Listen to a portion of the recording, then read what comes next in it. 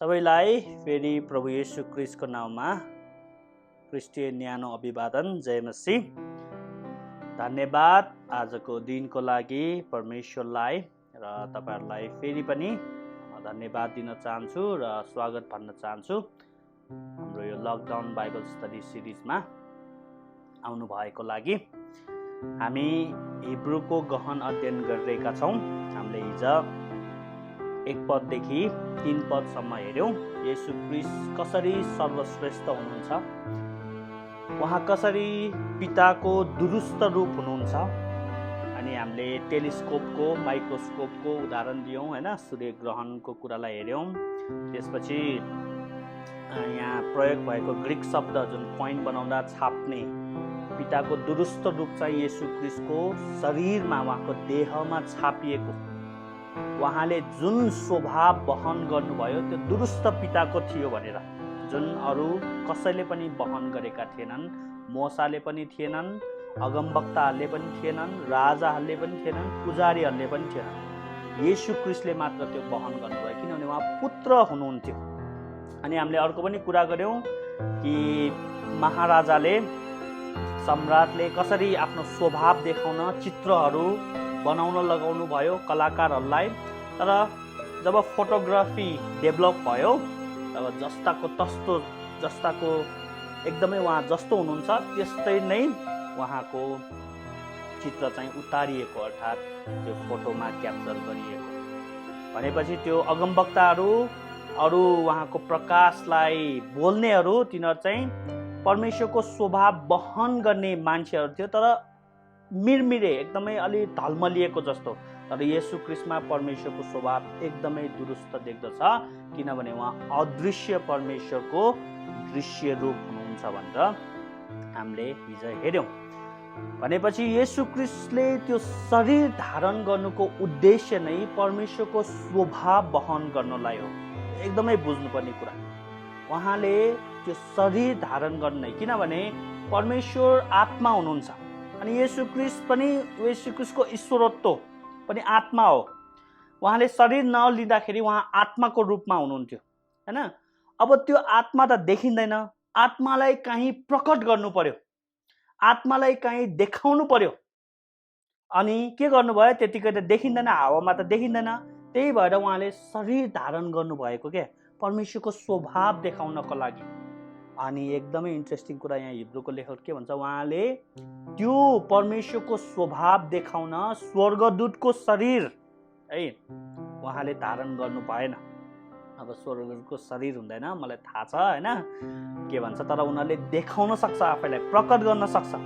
भनेपछि परमेश्वरले पनि चाह्यो भने आफैलाई स्वर्गदूत जस्तै बनाउन सक्नुहुन्थ्यो र उहाँले प्रकट गर्दा स्वर्गदूत जस्तै गरेर प्रकट गर्न सक्नुहुन्थ्यो। तर यहाँ हैन अहिले पछि आएर भन्दछ हिब्रूको लेखकले कि उहाँले अब्राहमको सन्तानको वास्ता गर्नुहुन्छ, स्वर्गदूतको होइन। त्यही भएर स्वर्गदूतहरूको मुक्ति हुँदैन है। येशू ख्रीष्ट स्वर्गदूत भएको भए चाहिँ फलन एन्जलहरूको नि मुक्ति हुन्थ्यो, तर उहाँले मानव जातिको वास्ता गर्नुभएकोले, उहाँले मानव शरीर धारण गर्नु भएर, जुन हाइपोस्टास्टिक युनियन भन्छ, उहाँले हामीसँग पहिचान गर्नुभयो है। त्यही भएर उहाँले चाहिँ हाम्रो वास्ता गर्नुभयो। अनि यहाँ जुन क्यारेक्टर भन्ने शब्द छ, ग्रीकमा क्यारेक्टियोस समथिङ त्यस्तो भन्छ हैन, त्यो शब्दबाट क्यारेक्टर भन्ने शब्द आएको। क्यारेक्टर भनेको थाहा छ नि, यो जुन स्वभाव भएको छ नि, परमेश्वरकै स्वभाव, त्यसलाई हिब्रूमा ग्रीकमा र इङ्ग्लिसमा क्यारेक्टर भन्छ है। त्यो क्यारेक्टर भनेको के हो भने, तपाईले कसैको नक्कल गर्नुभयो हैन, फिल्ममा या नाटकमा तपाईले कसैको पात्र निर्वाह गर्नुभयो भने उसको र तपाईको स्वभाव मिल्नु पर्यो कि परेन। तपाईले अब मानौ कि हैन, अब राजेश हमालको एक्टिङ गर्नुभयो भने राजेश हमाल जस्तै बोल्नु पर्यो, देख्नु पर्यो, हो कि हैन। हो, यहाँ के भन्छ, पिताको स्वभावलाई पुत्रले जस्तो छ त्यस्तै निर्वाह गरेको छ है। बुझ्दै हुन्छ नि, अलिकति पनि तलमाथि छैन। पिताको स्वभाव जस्तो छ, पुत्रको स्वभाव त्यस्तै छ। येशू ख्रीष्टमा त्यस्तो कुनै स्वभाव थिएन जुन पितामा थिएन। बुझ्दै हुन्छ नि। हो, शरीर मात्र थिएन पिताको है, तर सबै चाहिँ मिल्छ। त्यही भएर येशू ख्रीष्ट पिताको बराबरी हुनुहुन्छ, तर पिता होइन। है। अब यो एकदमै मिस्ट्री छ, यो त्रिएक परमेश्वरको सिद्धान्त बुझ्न।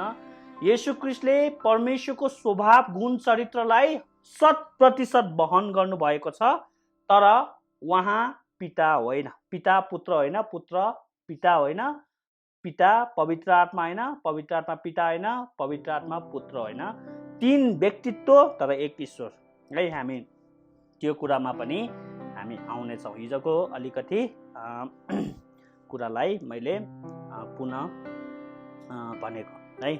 ल हामीले के भन्छ 3 पदसम्म हामीले गरिसक्यौँ। उहाँ नै परमेश्वरका महिमाको प्रतिबिम्ब र परमेश्वरकै स्वभावको वास्तविक प्रतिरूप हुनुहुन्छ र सम्पूर्ण विश्वलाई आफ्नो शक्तिको वचनले सम्हाल्नुहुन्छ। यहाँ अर्को इन्ट्रेस्टिङ कुरा छुटाउनै नहुने के हो भने परापूर्व कालमा उहाँ विभिन्न तरिकाहरूद्वारा बोल्नुभयो। अगमबानीद्वारा, सपना, दर्शन, युरिम तुम्निम भन्छ होइन, विभिन्न जति पनि परमेश्वरको वचन मानिसहरूले बोले या अन्य किसिमले उहाँको वचन जुन प्रसारित भए, त्यो भन्दा पनि महान चाहिँ प्रभु येशू हुनुहुन्छ भन्ने कुरा देखाइएको छ। अनि छुट्याउनै नहुने चाहिँ के हो भने उहाँ अगमवक्ता हुनुहुन्छ, किनभने परमेश्वरको वचन बोल्ने वाहकहरू एकदमै पुरानो करारमा वाहकहरू चाहिँ अगमवक्ता हुन् होइन। दर्शन पनि अगमवक्ताले देख्ने गर्छ अक्सर। अनि येशू ख्रीष्ट चाहिँ अगमवक्ताहरूभन्दा महान भनेर देख्छौँ। अनि यो हिब्रू 1 अध्यायमा येशू ख्रीष्टलाई राजा, अगमवक्ता, पुजारी भनेर प्रस्तुत गरेको कुरा पनि हामी पाउँछौँ, जुन अब आउँदैछ। बुझ्दै हुन्छ नि। यो 1 देखि 3 अध्याय 1 पददेखि 3 पदसम्म चाहिँ येशू ख्रीष्टलाई अगमवक्ता भनिएको छ, जुन यहाँ शब्द चाहिँ चलाएको छ। तर हामीले बुझ्नु पर्यो त्यसको मूलभूत कुरा, किनभने परमेश्वरले परापूर्व कालमा विभिन्न तरिकाद्वारा अगमवक्ताद्वारा बोल्नुभयो, तर अब येशू ख्रीष्टद्वारा बोल्नु भएछ भने चाहिँ उहाँ सबैभन्दा ठुलो अगमवक्ता हुनुहुन्छ। उहाँ जस्तो अगमवक्ता कोही पनि थिएन, न पछि थियो न अघि आउनेछ। किनभने सबैभन्दा ठुलो अगमवक्ता को हो पुरानो नियमको? बप्तिस्मा दिने यूहन्ना हो। तर बप्तिस्मा दिने यूहन्नाले येशू ख्रीष्टको गवाही दिन आउनु भएको हो कि न। येशू ख्रीष्टलाई के भन्छ बप्तिस्मा दिने यूहन्नाले? उहाँ बढ्नु र म घट्नु आवश्यक छ हैन। उहाँको जुत्ताको फिट्टा हैन त्यो फुकाल्न पनि म योग्यको छैन भनेपछि येशू ख्रीष्ट महान, सबैभन्दा महान अगमवक्ता हुनुहुन्छ। ल अब हामी 3 पदको 2nd खण्डदेखि जाऊँ। पापको शुद्धि गर्नु भएपछि महिमित परमेश्वरको दाहिने बाहुलीपट्टि उच्च स्थानमा उहाँ विराजमान हुनुभयो। पापको शुद्धि कसरी गर्नुभयो उहाँले? 2टा कुरा छन्। एउटा कल्वरी क्रुसमा हामीलाई थाहा छ, क्रुसमा गएर उहाँले आफ्नो जीवन खन्याउनु भयो, रगत खन्याउनु भयो, किनभने प्राणधारीको जीवन त्यसको रगतमा हुन्छ। हाम्रो मुक्ति येशू ख्रीष्टको रगतमा थियो। त्यही भएर उहाँले मानव शरीर धारण गर्नुभएको। रगत नबगाइकन पाप क्षमा हुँदैन भन्ने कुरा त्यहीबाट देख्दछ। अनि पुरानो नियममा रगत चाहिँ प्रायश्चितको लागि दिनुभएको परमेश्वरले, जनावरको रगत। तर यहाँ आफ्नो प्रिय पुत्रको रगत बगेको छ। त्यो रगतमा हाम्रो पाप क्षमा, हाम्रो जीवन थियो है। मानव जातिको जीवन येशू ख्रीष्टको रगतमा थियो। त्यही भएर येशू ख्रीष्टले रगत खन्याउनु भयो र रगत खन्याउनु भएपछि उहाँ क्रुसमा मर्नु भयो, उहाँ गाडिनु भयो, पुनरुत्थान हुनुभयो। तर त्यतिले त के हुन्छ? हाम्रो पाप मात्र क्षमा हुन्छ। तर उहाँले अर्को कुरा पनि दिनुभयो। के दिनुभयो? उहाँले आफ्नो आज्ञाकारिता दिनुभयो। व्यवस्थाको सबै कुरा उहाँले पालन गर्नुभयो। एउटा कुरा पनि छुटाउनु भएन। पुरानो नियममा कसैले पनि व्यवस्था पूर्ण रूपमा पालन गर्न सकेका थिएनन्। जे परमेश्वरले गर्नु भनेको थियो त्यो गर्नु र जे परमेश्वरले नगर्नु भनेको थियो त्यो उहाँले गर्नु भएन। परमेश्वरलाई कहिले पनि उहाँले चोट पार्नु भएन। दाउदले चोट पारेका थिए, मोसाले चोट पारेका थिए, अन्य महान व्यक्तिहरूले चोट पारेका थिए। तर येशू ख्रीष्टले 100% व्यवस्थालाई पूर्ण रूपमा पालन गर्नुभयो र उहाँ व्यवस्थामा दोष रहित रहनुभयो, उहाँ पाप रहित रहनुभयो। त्यही भएर त्यो आज्ञाकारिताले हामीलाई पहिराइदिनु भयो। बुझ्दै हुन्छ नि। यदि क्रुसमा मात्र मर्नु भएको भए हाम्रो पाप मात्र क्षमा हुन्थ्यो। तर हामी धर्मी हुँदैन थियो, हामीलाई धर्मी ठहराउँदैन थियो क्रुसले। धर्मी केले ठहरायो? उहाँको आज्ञाकारी जीवन। जसरी व्यवस्था दिनुभयो परमेश्वरले, त्यो व्यवस्था रहित भएर जिउनुपर्छ नि मान्छे, तर सकेन नि। हो, येशू क्रिस्टले त्यो व्यवस्था पालन गर्नुभयो र उहाँले पालन गर्नुभएको व्यवस्थामा हामीलाई उहाँले एक गर्नुभयो। हामीसँग व्यवस्था पालनको क्षमता थिएन, तर उहाँले सित्तैमा हामीलाई दिनुभयो है। हामीलाई चाहिँ खालि क्रुस क्रुस क्रुस, खालि क्रुस हैन, त्यो मात्र होइन। येशू क्रिस्टले आफ्नो निष्कलङ्क, धर्मी र पवित्र जीवनले पनि हामीलाई पहिर्याउनु भएको, त्यही भएर हामी धर्मी ठरेको है। अब थियोलोजीको स्टुडेन्ट भएपछि अलिकति ठुलो दिमाग बनाउनु पर्छ। क्रुसमा मात्र सबै भएको होइन हो। क्रुस अन्तिम बिन्दु हो, त्यसको आज्ञाकारिताको नि अन्तिम बिन्दु, तर येशू क्रिस्टको जीवन, निष्कलङ्क जीवनले पनि उत्तिकै भूमिका खेल्दछ। अनि यहाँ के भन्दछ? पापको शुद्धि गर्नु भएपछि, यो क्रुसद्वारा, आज्ञाकारी जीवनद्वारा उहाँले पाप शुद्धि गर्नुभयो, त्यसपछि उहाँ मर्नुभयो, त्यसपछि हैन गाडिनुभयो, त्यसपछि तेस्रो दिनमा उहाँ बौडी उठाइनुभयो। त्यसपछि के भयो अरे? बौडी उठाएपछि 40 दिन उहाँ बस्नुभयो, त्यसपछि उहाँ स्वर्गारोहण हुनुभयो के न। त्यसपछि पिताको दायाँ हातमा के गर्नुभयो अरे? उहाँ विराजमान हुनुभयो है। यहाँ पनि दुईटा कुरा म भन्न चाहन्छु। पहिलो कुरा चाहिँ दायाँ हातमा, कोही पनि परमेश्वरको दायाँ हातमा विराजमान हुन सक्नु भएको थिएन। कोही पनि, कुनै पनि स्वर्गदूत दायाँ हातमा परमेश्वरको दायाँ हातमा बस्न पाउँदैन है। जब गब्रियल स्वर्गदूतले जकरिया बप्तिस्मा यूहन्नाको बुवालाई मन्दिरमा भेट्छन् र भन्छन्, म परमेश्वरको उपस्थितिमा निरन्तर रहन्छु। स्वर्गदूतहरू परमेश्वरको उपस्थितिमा रहन्छन्, तर हेर्नुहोस् यहाँ पुत्र उहाँ दायाँ हातमा विराजमान हुनुहुन्छ। एकदमै इन्ट्रेस्टिङ कुरा भन्छु हेर्न, सुन्न है। अनन्तदेखि नै पुत्र पिताको दायाँ हातमा हुनुहुन्थ्यो क्या है। अहिले पनि येशू ख्रीष्ट दायाँ हातमा हुनुहुन्छ। के फरक छ? के फरक भयो?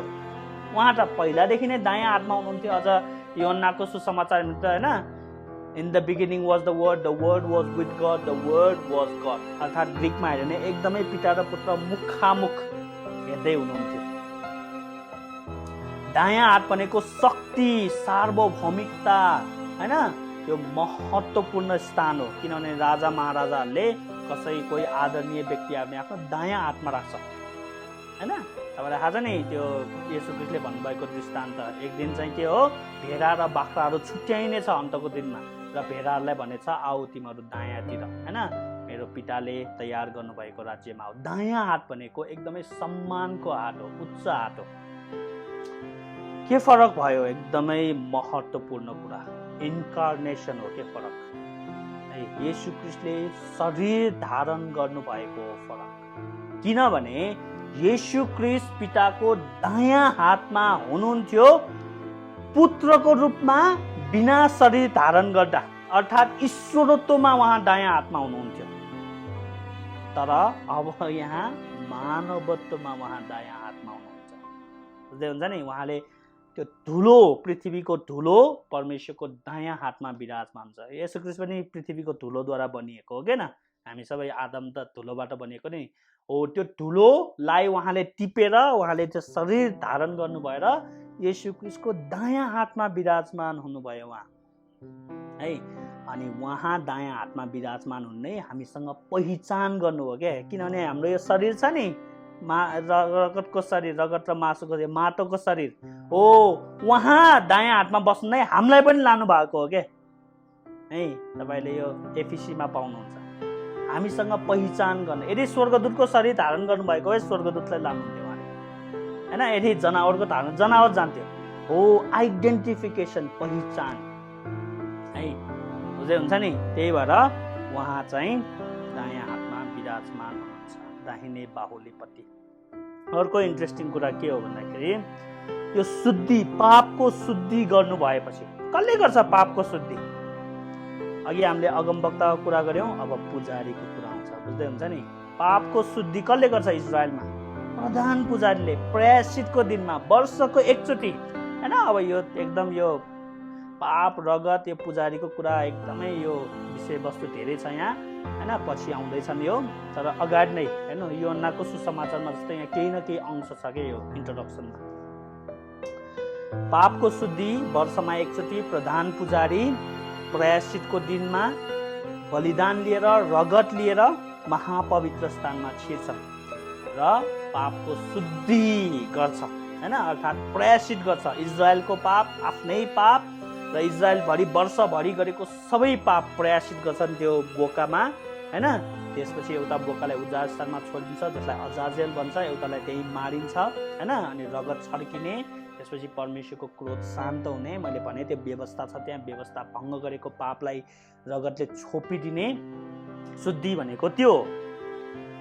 तर हिब्रूको लेखकले भन्छ पछि हैन साँडे र बोकाहरूको रगतले पाप शुद्धि हुँदैन। ओ यहाँ त्यो साँडे र बोकाले जुन पोइन्ट गरेको, सिग्निफाइड गरेको परमेश्वरको ठुमा आउनु भएको छ, स्क्याटोलोजिकल एज सुरु भएको छ, उहाँको रगतले, उहाँ आफ्नै रगत लिएर आफ्नै पुजारीगिरीमा जसले बलिदान चढाउँछ उहाँ नै बलिदान हुनुहुन्छ। है बलिदान कसले चढाउँछ? पुजारीले। जसले बलिदान चढाउँछ उहाँ नै बलिदान हुन्छ, अर्थात् येशू ख्रीष्ट नै बलिदान चढाउने र बलिदान पनि हुनुहुन्छ। The sacrificer is a sacrifice. Sacrificer भनेको बलिदान चढाउने अर्थात् पुजारी। पापको शुद्धि गर्नुभयो उहाँले, आफ्नो मानिसको निम्ति उहाँ मर्नुभयो हैन। यहाँ अब यशाया 53 अध्याय सम्झिनुहोस् तपाईले हैन। हेर परमेश्वरको थुमा जसले संसारको पाप उठाइलानुहुन्छ भन्ने कुरा सम्झिनुहोस् हैन। धेरै कुराहरू छन् यहाँ। अनि यहाँ एकदमै छुटाउन नहुने इन्ट्रेस्टिङ कुरा चाहिँ के हो भन्दाखेरि पापको शुद्धि गर्नुभएपछि महिमित परमेश्वरको दाहिने बाहुलीपट्टि उच्च स्थानमा उहाँ विराजमान हुनुभयो। हेर्नु है यो विराजमान शब्दले यति धेरै भूमिका खेल्छ यहाँ। यो जथाभावी बाइबलमा पवित्र आत्माले वर्ड त्यतिकै युज गर्नुभएको छैन, हरेक वर्डको महत्त्व छ। यो विराजमानको महत्त्व हेर्नुहोस् है। अब पुजारीहरू हरेक वर्ष त्यहाँ नयाँ नयाँ पुजारीहरू फेरिन्छन्, हो कि होइन? किनभने हिब्रूको लेखकको लजिक के हो अनि सबैले बुझ्ने लजिक, यिनीहरू मर्छन्, मरणशील छन् क्या। त्यही भएर पुजारी फेर्नुपर्छ, अर्को वर्ष अर्को पुजारी, किनभने बुढो हुन्छ मर्छ, उसले सेवा गर्न सक्दैन। अनि त्यो प्रायश्चितको दिनमा प्रधान पुजारी वर्षको एकचोटि जुन महापवित्र स्थानमा जान्छ त्यो हरेक वर्ष जानुपर्छ। अर्थात् उनीहरू चलि नै रहन्छ, उनीहरू बस्न पाउँदैन के, हरेक वर्ष चलि नै रहनुपर्छ उनीहरू। किनभने अर्को फेर्नुपर्छ हैन, स्थानान्तरण गर्नुपर्छ, त्यो हस्तान्तरण गर्नुपर्छ आफ्नो जिम्मेवारीको अर्कोलाई मृत्युको कारणले। अनि त्यो चलि नै रहन्छ, उनीहरू कहिले पनि बस्न पाउँदैन। अर्थात् पापको, त्यहीँबाट हामीले देख्छौँ पापको शुद्धि भएको छैन, पापको शुद्धि हुन बाँकी छ, किनभने उनीहरू विराजमान हुन पाएनन्। येशू ख्रीष्ट आउनुभयो, येशू ख्रीष्टले आफ्नो रगत बगाउनु भयो, आफ्नै पुजारीगिरीमा त्यो रगत महापवित्र स्थानमा छर्किनु भयो हैन, छायामा होइन वास्तविकतामा। र उहाँले एकपल्टमा नै सधैँको लागि उहाँले पापको शुद्धि गर्नुभयो र के भयो? उहाँ बस्नुभयो। बस्नुले के देखाउँछ? काम सिद्धिएको देखाउँछ। बुझ्दै हुन्छ नि, काम शेष भयो, मिसन अकम्प्लिस भयो। जे उद्देश्यको लागि येशू ख्रीष्ट आउनुभएको त्यो काम सिद्धियो भनेर देखाउँदछ। बुझ्दै हुन्छ नि, यति ठुलो भूमिका खेल्छ यो विराजमान शब्दले कि उहाँ परमेश्वरको बाहुलीमा के भन्छ, परमेश्वरको बाहुलीपट्टि उच्च स्थानमा उहाँ विराजमान हुनुभयो। कुन टेन्स? पास्ट टेन्स हैन, अर्थात् काम सिद्धेको टेन्स। अब फेरि येशू ख्रीष्ट मर्न आउनु पर्दैन। अब एक दिन उहाँ आउनुहुन्छ, न्यायको लागि आउनुहुनेछ, फेरि मर्नु पर्दैन। त्यही भएर पाप क्षमा भइसक्यो। अनि अर्को इन्ट्रेस्टिङ कुरा के हो? पुजारीहरू मर्छन् भने नि मैले हरेक वर्ष हो, उहाँ अनन्त पुजारी हुनुहुन्छ, किनभने उहाँ सदैव जिउनुहुन्छ। हेर्नु है, धेरै ठुलो कुराहरू आउँदैछ यहाँ, तपाईँहरूले अलिक दिमागलाई ठुलो बनाउनुहोस् है। पुजारीहरू मर्नुपर्छ, त्यो स्थान हस्तान्तरण गर्नुपर्छ एउटाले अर्कोलाई, तर येशू ख्रीष्ट सदैव जीवित हुनु भएकोले, प्रकाशको पुस्तकमा भन्नु नि, म एकताका मरेको थियो तर म अब सदा सर्वदाको लागि जीवित छु भन्नुभयो नि। उहाँ अब कहिले नमर्नु हुने भएकोले उहाँ हाम्रो अनन्तको पुजारी हुनुहुन्छ र पिताको दायाँ हातमा पनि उहाँले पुजारीको काम अहिले पनि गर्दै हुन्छ। अहिले पनि हाम्रो पापको प्रायश्चित गरिराख्नु भएको छ उहाँले। हाम्रो जानी गरेको, अन्जानमा गरेको हाम्रो सबै पापको प्रायश्चितको कारणले मात्र परमेश्वरको क्रोध शान्त भइरहेको छ। बुझ्नुभयो नि? नत्र तपाईँले हामीले गरेको एउटा पापले हामी यहीँ भस्नुहुन्थ्यो। येशू ख्रीष्टले गर्नुभएको अनन्तको प्रायश्चित गर्नुहुन्थ्यो। उहाँको रगतमा कति शक्ति छ भन्ने कुरा हामीलाई यहाँ एकदमै देखाइएको छ। उहाँ पिताको दायाँ हातमा बस्नु भएको कारणले नै हाम्रो वर्तमान, भूत र भविष्यको पाप क्षमा हुन्छ। त्यत्तिकै बिना आधारमा परमेश्वरले क्षमा गर्नुहुन्छ। ल, है धेरै कुराहरू छन्, हामी अगाडि बढौँ। जसरी उहाँले प्राप्त गर्नुभएको नाउँ स्वर्गदूतभन्दा उत्तम छ, त्यसरी नै उहाँ तिनीहरूभन्दा अझ उच्च ठहरिनु भएको छ। अब स्वर्गदूत भन्दा पनि येशू ख्रीष्टको सर्वश्रेष्ठता भनेर यो शीर्षकमै दिएको छ। उहाँ स्वर्गदूतभन्दा नि महान हुनुहुन्छ। यसले के देखाउँछ भने मोसाको त कुरै छोडिदिउँ, अब्राहमको त कुरै छोडिदिउँ, स्वर्गदूत भन्दा नि महान हुनुहुन्छ, होइन? किनभने थाहा छ नि हामीभन्दा स्वर्गदूत महान छन् भनेर त हामीले राम्रोसित थाहा छ नि, हो कि होइन? अब नयाँ करारमा हामीले स्वर्गको न्याय गर्छौँ भनेको त्यो अर्कै कन्टेक्स्टमा हो, तर ओहदामा भन्ने हो भने हामीभन्दा स्वर्गदूत महान छन्, हाम्रो शक्तिभन्दा स्वर्गको शक्ति धेरै छन्। तर यहाँ सिधै हिब्रूको लेखकले मोसालाई ल्याउनुभन्दा, अब्राहमलाई ल्याउनुभन्दा, पुजारी, राजा, अगमवक्तालाई ल्याउनुभन्दा उहाँले सिधै भन्नु भयो स्वर्गदूतहरूभन्दा नि पुत्र महान हुनुहुन्छ है।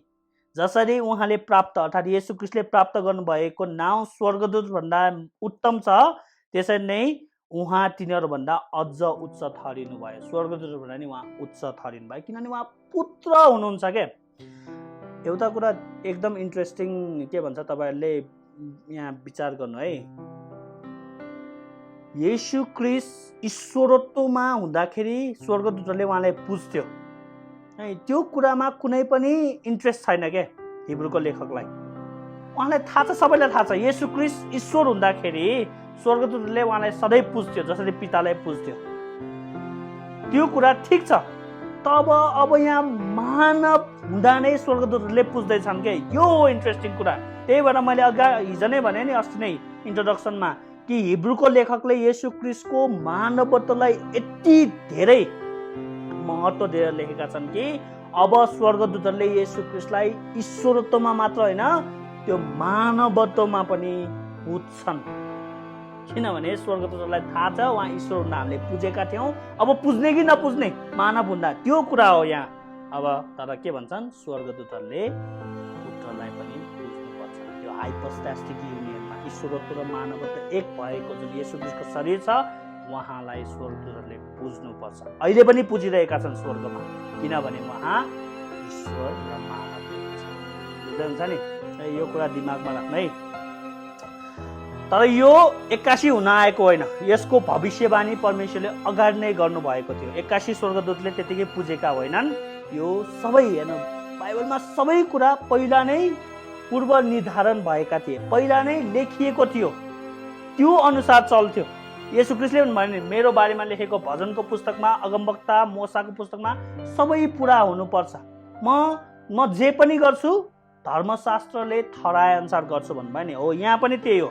हेर्नु है, अब कहाँ कोट गर्छ, यो भजन सङ्ग्रह 2:7, दोस्रो सामुएल 7:14, 1 इतिहास 17:13लाई यहाँ उद्धृत गर्दै हुनुहुन्छ। अब यो हिब्रूको लेखकले के भन्छ, तिमी मेरो पुत्र हौ, मैले नै आज तिमीलाई जन्माएको हुँ भनी के कुनै स्वर्गदूतलाई परमेश्वरले कहिले भन्नुभयो?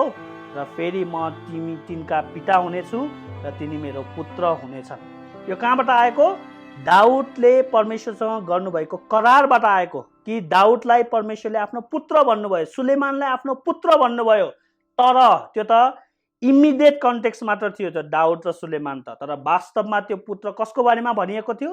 येशू ख्रीष्टको बारेमा भनिएको, पुरानो नियम नयाँ आमा आएर प्रकट भएको कुरा है। जसरी दाउदले भन्यो नि, उहाँले आफ्नो शरीर के भन्छ चिहानमा छोड्नु हुनेछ, न चिहानमा छोड्नु हुने छैन, न त त्यो शरीर कुहिन दिनुहुनेछ। सबैले सोचेको थियो दाउदको बारेमा भनेर, दाउदको शरीर त कुहियो, सिद्धियो दाउदको शरीर भनेको मतलब कुहिएर गयो। तर येशू क्रिस्टको शरीर कुहिएन। बल्ल बुझे चेलाहरूले कि त्यो त दाउदको बारेमा होइन, त्यो येशू क्रिस्टको बारेमा भनिएको रहेछ भनेर। यहाँ पनि त्यस्तै हो, दाउदको बारे सुलेमानको बारेमा पनि हो, तर त्यो इमिडिएट, तर त्यसको फ्युचरिस्टिक भविष्यको त्यसको सन्दर्भ चाहिँ येशू क्रिस्ट हुनुहुन्छ, त्यसको विषयवस्तु। त्यही भएर यहाँ त्यो फुलफिलमेन्ट चाहिँ येशू क्रिस्टमा आयो भनेर हिब्रूको लेखकले भन्दछ। तिमी मेरो प्रिय पुत्र हौ। कहाँ आयो त्यो बानी? बप्तिस्मा दिँदा, हैन, माउन्ट ट्रान्सफिगरेसन हुँदाखेरि, उहाँको रूप परिवर्तन हुँदाखेरि, तिमी मेरो पुत्र हौ, मैले आज तिमीलाई जन्माएको छु। है, अब यो जन्माएको भन्ने शब्द हामीले मानवीय दृष्टिकोणमा सोच्नु हुँदैन है। यो अब यो अर्कै संसारको कुरा गरिरहेको छ, अर्थात् परमेश्वरको वचन अनुसार कुरा गरेको। जन्माएको छु भनेको संसारमा ल्याउनु भएको भनेर विद्वानहरूले भन्छन्। मैले नै आज तिमीलाई जन्माएको छु भने कुनै स्वर्गदूतलाई परमेश्वरले कहिले भन्नुभयो? अर्थात् स्वर्गदूतलाई उहाँले दास भन्नुभयो के, येशू क्रिस्टलाई पुत्र भन्नुभयो है। अब पुत्र ठुलो हुन्छ कि दास ठुलो हुन्छ भनिराख्नु पर्दैन। र फेरि म तिनका पिता हुनेछु र तिनी मेरो पुत्र हुनेछन् भनी कुनै स्वर्गदूतलाई कहिले भन्नुभयो? भन्नु भएन है। रेटोरिकल क्वेसन हो यो, त्यसको मतलब हामीलाई थाहा छ यसको एन्सर। आफ्नो प्रथम जन्मेकालाई संसारमा ल्याउनु हुँदा उहाँ फेरि भन्नुभयो, प्रथम जन्मेको। पावलले यो युज गर्छ नि, उहाँ प्रथम फल हुनुहुन्छ, सुति गएकाहरूबाट जीवित उठ्ने हो कि न। उहाँ चाहिँ बौडी उठ्नेमा प्रथम फल, स्वर्गमा चढिजानेमा प्रथम फल हुनुहुन्छ। हो, प्रथम फल भनेको पहिलो जन्मेको, अर्थात् परमेश्वरको जेठो छोरा हो। अब यहाँ पनि धेरै रहस्य छ, किनभने जेठो छोरा कसलाई भन्नुभयो? उहाँले इजरायललाई भन्नुभयो, हैन। मैले आफ्नो जेठो छोरालाई मिश्रबाट बोलाएको छु। त्यो अगमबानी पनि येशूमा पुरा भयो, जब उहाँ मिश्रमा, हैन, भागेर जानुभयो बुवा आमा उहाँ, र उहाँलाई फेरि बोलाउनु भयो नि, त्यो पनि पुरा भयो। भनेपछि जेठो छोरा भनेपछि येशू क्रिस्ट, अर्थात् येशू क्रिस्ट इजरायलको मूर्त रूप हुनुहुन्छ भनेर यही देखिन्छौँ हामी। इजरायलको येशू क्रिस्ट मूर्त रूप हुनुहुन्छ है। आफ्नो प्रथम जन्मेकालाई संसारमा ल्याउनु हुँदा, अर्थात् येशू क्रिस्टले मानव शरीर धारण गरेको यहाँ देखिन्छ, इन्कार्नेसन देखिन्छ यहाँ। किनभने आफ्नो प्रथम जन्मेकालाई संसारमा ल्याउनु हुँदा, अर्थात् मरियमको गर्भबाट उहाँ आउनु हुँदा, हेर्नु उहाँले के भन्नुभयो? परमेश्वरका सारा स्वर्गदूतले उहाँलाई पुजुन्। ल हेर्नु है त, अहिलेको कुरा आयो नि, हो कि न। पहिला चाहिँ ईश्वरत्वमा पुज्थे स्वर्गदूतहरूले, तर अब मानवत्वमा नै, त्यो देहधारी शरीरमा नै अब पुज्नु पर्यो। उहाँ राजाहरूका राजा प्रभुहरूका प्रभु भएर आउनुभयो। त्यही भएर येशू क्रिस्टलाई हामीले त्यो देहधारी शरीरमा नै हरेक जिब्रो उहाँको, हरेक जिब्रोले उहाँलाई प्रभु भनेर स्वीकार्ने छ, हरेक कुरा उहाँको अघि टेकिनेछ। ईश्वरत्वमा मात्र हो होइन, मानवत्वमा पनि त्यो शरीरमा नै हरेक जिब्रोले उहाँलाई एक दिन प्रभु भनेर स्वीकार्नुपर्छ, हो कि न। त्यही भएर स्वर्गदूतहरूलाई त्यो विशेष अधिकार परमेश्वरले दिनु भएन जुन पुत्रलाई दिनुभयो। अगमवक्ताहरू, राजाहरू कसैलाई पनि त्यो विशेष अधिकार दिनु भएन जुन पुत्रलाई दिनुभयो, किनभने उहाँ पुत्र हुनुहुन्थ्यो, पुत्र, उहाँ उत्तराधिकारी हुनुहुन्छ। अनि स्वर्गदूतहरूले पनि पुज्छन् भने त अब अरू को बाँकी भयो पुज्न, हैन? मानव जातिले पुज्नु पर्यो कि परेन? उहाँलाई अवश्य पर्यो। स्वर्गदूतहरूका विषयमा उहाँ भन्नुहुन्छ, उहाँले आफ्ना स्वर्गदूतहरूलाई बतास र आफ्ना दासहरूलाई आगोको ज्वाला तुल्याउनु भयो है। स्वर्गदूतको ओहोदा, उनीहरूको स्वभावको बारेमा भनेको छ, आगो हुन् तिनीहरू, हैन, फायरी वान भन्छ। सेराफिमहरू, हैन, अनि करुबहरू, ती स्वर्गदूतलाई उहाँले त्यति ओहोदा दिनुभयो, त्यति स्ट्याटस दिनुभयो। तर त्यो भन्दा पनि ठुलो स्ट्याटस येशू क्रिस्टको छ भनेर अब देखाउनुहुन्छ, हैन। यहाँ अर्को इन्ट्रेस्टिङ कुरा भन्छ, हामी सिदिन लायौँ 8 पदमा। तर पुत्रको विषयमा स्वर्गदूतहरूलाई यो, यहाँ नि तुलनात्मक व्याख्या, स्वर्गदूतहरूलाई यो, पुत्रलाई अब कस्तो, हेर्नु, यो भन्दा नि माथि भनेर देखाउँछ। तर पुत्रको विषयमा चाहिँ उहाँ भन्नुहुन्छ, हे परमेश्वर, तपाईँको सिंहासन सदा सर्वदाको निम्ति रहिरहन्छ र न्यायको राजदण्ड तपाईँका राज्यको राजदण्ड हो। हेर्नु है, यहाँ एकदमै इन्ट्रेस्टिङ कुरा छ। एउटा देशको राजाले अर्को देशको राजालाई के भनेर सम्बोधन गर्छ? भाइ भनेर सम्बोधन गर्छ? गर्दैन। के भन्छ? राजा नै भन्छ, महाराजा नै भन्छ, हो कि न? यहाँ एकदमै बुझ्नुपर्ने के हो भन्दाखेरि परमेश्वर पिताले पुत्रलाई हैन मानवत्वमा पुत्र भन्नुभयो हैन, ईश्वरत्वमा नि पुत्रै हो, इटर्नल सनशिप भन्ने छ। तर पिताले यहाँ पुत्रलाई परमेश्वर भन्दै हुनुहुन्छ क्या। यो एकदमै महत्त्वपूर्ण कुरा, किनभने यहाँ पिता बोल्दै हुनुहुन्छ। यो कहाँबाट आएको भने यो भजन सङ्ग्रह 45 को 6 र 7 पदबाट आएको, जहाँ चाहिँ पुत्रलाई पिताले परमेश्वर भनेर सम्बोधन गरिदिनु भएको छ। तर पुत्रको विषयमा चाहिँ उहाँ भन्नुहुन्छ। को भन्नुहुन्छ? स्वर्गदूत हो, मान्छे हो, परमेश्वर बोल्दै हुन्छ। अनि परमेश्वरले पुत्रलाई कसरी सम्बोधन गर्दै हुन्छ? हे परमेश्वर। है, एउटा राजाले अर्कोलाई राजा भनेर नै सम्बोधन गर्छ। त्यही भएर त्रिएक परमेश्वरमा एक अर्काले अर्कोलाई, पिताले पुत्रलाई, पुत्रले पवित्र आत्मालाई, पवित्र आत्माले पुत्रलाई परमेश्वर भनेर नै सम्बोधन गर्छ। हो, त्यहाँ पिता पुत्र पवित्र आत्मा छ हैन, ओन्टोलोजिकल र इकोनोमिक ट्रिनिटी भन्छ। त्यो पछि गरौँला, हामीले गरिसक्यौँ क्या हैन, तपाईलाई थाहा छ यो विषयमा। त्यहाँ के भन्छ, स्ट्याटस छ इकोनोमिक ट्रिनिटीमा, तर ओन्टोलोजिकल ट्रिनिटीमा एकले अर्कालाई परमेश्वर भनेर सम्बोधन गर्छ। हे परमेश्वर, तपाईको सिंहासन, अब सिंहासन सोच्नु, सदा सर्वव्यापी रहन्छ र न्यायको राजदण्ड विचार गर्नुहोस्। तपाईका राज्यको राजदण्ड हो। तपाईले धार्मिकतालाई प्रेम गर्नुभएको छ र अधर्मलाई घृणा गर्नुभएको छ। यसकारण परमेश्वरले तपाईलाई आफ्ना साथीहरूभन्दा बढ्ता गरेर हर्षको तेलले अभिषेक गर्नुभएको छ। अब राजदण्ड, सिंहासनले के देखाउँछ? उहाँ राजा हुनुहुन्छ। पहिला हामीले के हेर्यौं? अगमवक्ता, त्यसपछि शुद्धिकरण गर्दा पुजारी, अब येशू ख्रीष्ट राजा हुनुहुन्छ। केमा? मानवत्वमा नै। यहाँ त के भन्छ? मानवत्वमा कुरा गर्दैछ यहाँ सबै। ईश्वरत्वमा त उहाँले राजा, पुजारी, अगमवक्ता पहिलादेखि नै हुन्थ्यो, उहाँ वचन हुनुहुन्थ्यो। अब मानवत्वमा नै उहाँ राजा। अब उहाँलाई चाहिँ त्यो सिंहासन दियो, राजदण्ड दियो। परमेश्वरको दायाँ हातमा उहाँले त्यो महिमा प्राप्त गर्नुभयो र कहाँको भविष्यवाणी पुरा गर्यो? दानिएलले देखेको मानिसको पुत्रको दर्शन छ नि, हो त्यो पुरा भयो। बुझ्दै हुन्छ नि है। त्यही भएर उहाँले चाहिँ त्यो महिमा, त्यो गौरव, त्यो ऐश्वर्य प्राप्त गर्नुभयो र तेलले अभिषेक गर्नुभयो। हर्षको तेलले, त्यो स्वर्गीय तेलले अभिषेक गर्नुभयो। अभिषेक कसलाई गर्छ? तेलले राजा, अगमवक्ता, पुजारीलाई। अब येशू ख्रीष्टलाई यहाँ परमेश्वरले तेलले अभिषेक गर्नुभयो। पृथ्वीको तेल होइन त्यो है, यहाँ त उहाँ त पिताको दायाँ हातमा हुनुहुन्छ के है। अब यो छाया छ नि, मन्दिर छाया, मन्दिरमा तेल हुन्थ्यो, त्यो वास्तविक रूप स्वर्गमा हो। त्यो तेलले उहाँलाई अभिषेक गर्नुभयो र उहाँलाई अगमवक्ता, पुजारी, राजाको ओहदा दिनुभयो र उहाँले शासन गर्नुभयो। उहाँ सार्वभौम हैन, त्यो दण्ड, न्यायको राजदण्ड भनिएको छ हैन। त्यो सिंहासनले के देखाउँछ? उहाँको सार्वभौमिकता, येशू ख्रीष्टको सार्वभौमिकता देखाउँछ। उहाँ अब सार्वभौम परमेश्वर हुनुहुन्छ, सबै कुरामाथि नियन्त्रण गर्नुहुने, भविष्यलाई हाँक्नु हुने। त्यही भएर प्रकाश पुस्तकमा येशू ख्रीष्टले के भन्नुभयो? जे हुन आउँछ लेख। किनभने उहाँको यदि भविष्यमा नियन्त्रण छैन भने उहाँले भन्न सक्नुहुन्छ जे हुन आउँछ लेख भनेर? सक्दैन।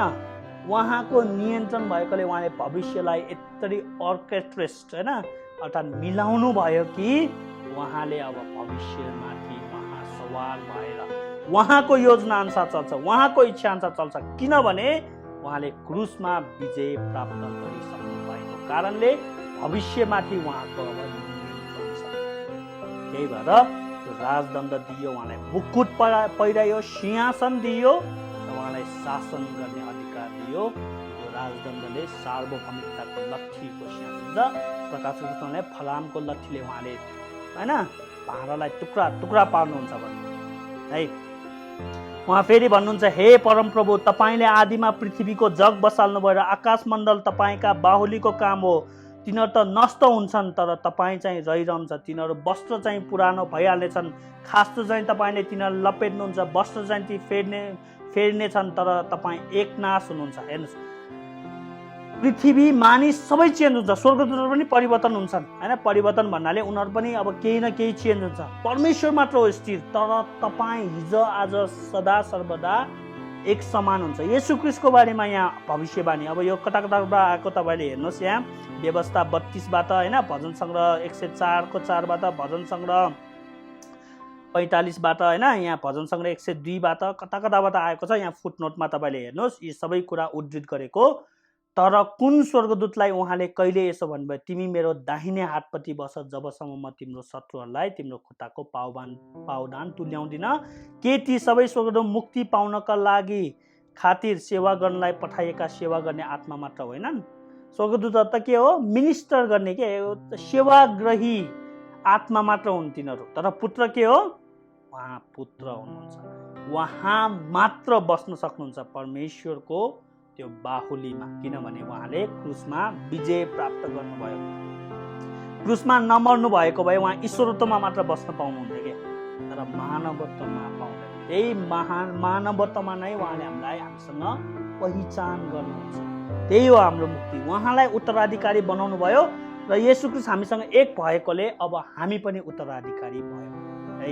त्यही भएर उहाँले स्वर्गदूतको स्वभाव धारण गर्नु भएन, तर मानवीय स्वभाव र चोला धारण गर्नुभयो। उहाँ स्वर्गदूतहरूभन्दा नि माथि हुनुहुन्छ, उच्च हुनुहुन्छ। स्वर्गदूतहरू त सेवा गर्ने आत्मा हुन्, तर येशू ख्रीष्ट पुत्र हुनुहुन्छ। उहाँलाई मात्र परमेश्वरले दायाँ हातमा बस्न दिनुहुन्छ। ल, प्रभुलाई धन्यवाद। आज हामी यतिकै राख्नेछौँ। हामी भोलि 2 अध्यायलाई अध्ययन गर्नेछौँ। सबैजनालाई जय मसीह।